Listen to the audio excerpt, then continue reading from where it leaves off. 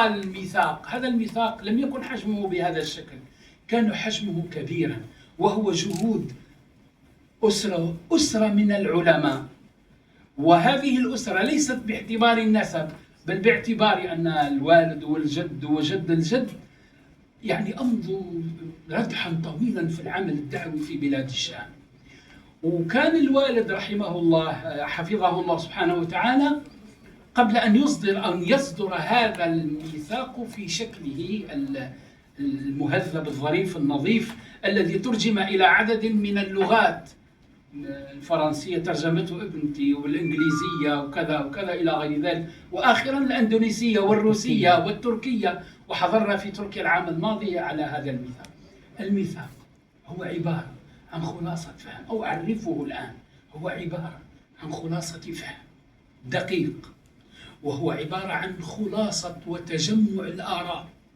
إنها عملية تشابك فكري وثقافي ومعنوي وتجربة وخبرة وميدان وحراسة في الدعوة الإسلامية عبر أوضاع سياسية واجتماعية، عبر متغيرات كثيرة، حتى وصل هذا الميثاق في شكله كان في حوالي 180 صفحة. ثم بعد ذلك تداعى عليه العلماء قراءة ودراسة وبحثا وحوارا وما شاكل ذلك، تداعوا عليه فوصل إلى هذه النسخة.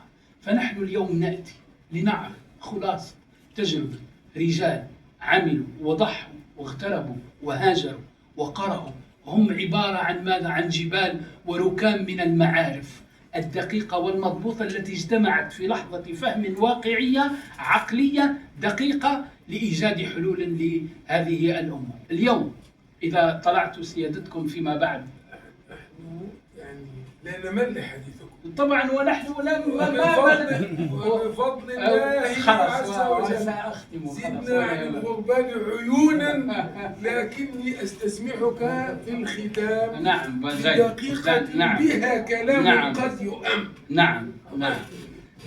فنحن اليوم من خلال هذا الكراسة الصغيرة، على تعبير ابن الجوزي في صيد الخاطر، الكراسات يقول وكذا تعبير، يعني هذه الكراسة عادة متى يوضع الميثاق؟ يوضع الميثاق إما في بداية عمل أو في نهاية عمل. هذا ليست نهاية عمل رجل وليس نهاية عمل رجال، بل هي الجمع الغفير من الرجال السامقين أو السامقون في المراحل العلمية والدعوية بتجارب وكذا. فهذا الميثاق هو أرضية. لما رأيناكم وضعتم أرضية لوضع ميثاق، قلنا نحن الآن لما لا تكون أيضا يتبنى الأزهر الشريف، وما أدراك ما الأزهر الشريف. وعلى فكرة في كتاب مهم أنا قبل أن آتي إلى مصر قرأته، هو المواعظ والأخبار في ذكر الخطط والأخبار للمقريزي، في 4 مجلدات ما ترك شيئا عن مصر ومساجدها وكنائسها وأعيادها ورجالها وحاراتها وكذا، حتى احنا الجزائريين ننسى.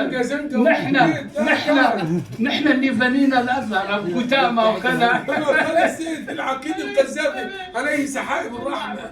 زنقة نعم. والبارحة كنت في فاطمة معز يعني القاهرة الفاطمية، وهو كأنني فاتح المواعظ والاعتبار في الخطط المقريزية الصلاة على خير عليه الصلاة والسلام والحديث. ونعم لعلنا أنا في يعني المداخلة تكون دغدغة لإثارة الأسئلة، وما يعني تنازلت عنه من وقت الآن سيكون في المداخلات. جزاك الله خيرا. شكرا. وما تفضلت به سعداء جدا به، وما تنازلت عنه فهو ذخر لك وتفضل علينا، وموجود في الكراسة وموجود في الكراس بعد أن كان في الرأس. حياكم الله وبارك فيكم. هل من مداخلة أو أن بفضل حد معها؟ تفضل. هل هنالك خطة عمل لتفعيل هذا الميثاق إلى واقع تطبيقات عملية؟ تجربة تمت يا معالي الدكتور؟ نعم. في نصف دقيقة حد شفرتك أرح ذبيحتك ومعلوماتك. لا نحن لا نذبح نذبح ولا نقتل نحن. معالي العميد يتكلم بالمجاز. نعم نعم بعدين في غير القرآن متفق في مجاز. نعم نعم. وفي القرآن في مجاز برضه يا أبو معاذ. نعم أنا بحكي إنه حتى القرآن في مجال عشان تبقى طاقتك طاقية حقيقية. القرآن عامر بالمجاز يا نعم فلان. نعم. الميثاق عبارة عن خلاصة دقيقة من المواد المسبوكة، يعني ما فيهاش كلام إنشائي ولا فيها كلام بلاغي، فيها كلام علمي دقيق. خطة عمل. نعم. نعم خطة عمل نعم.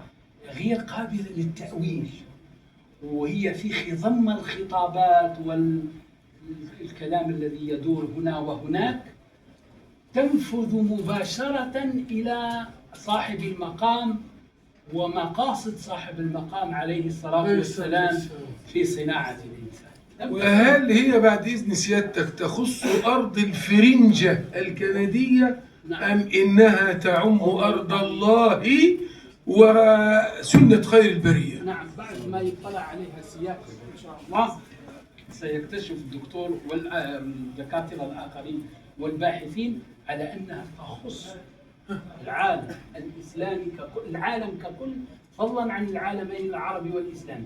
وأزيدك فوق ذلك أننا كنا نجري حوارات نقاشية تحت إشراف الدكتور معاذ عبر الزوم، وأنا عملت الحلقة الثامنة وقتها ومن قبلي ومن بعدي، وكانت الحلقة النقاشية تكون يشترك فيها أكثر من 60 أو 70 أو 80 عالم من أكثر من 70 بلد. بسم الله وهي موجودة على عالم المتغير. نعم اليوتيوب كل شيء موجود. نعم يحب يضيف الدكتور.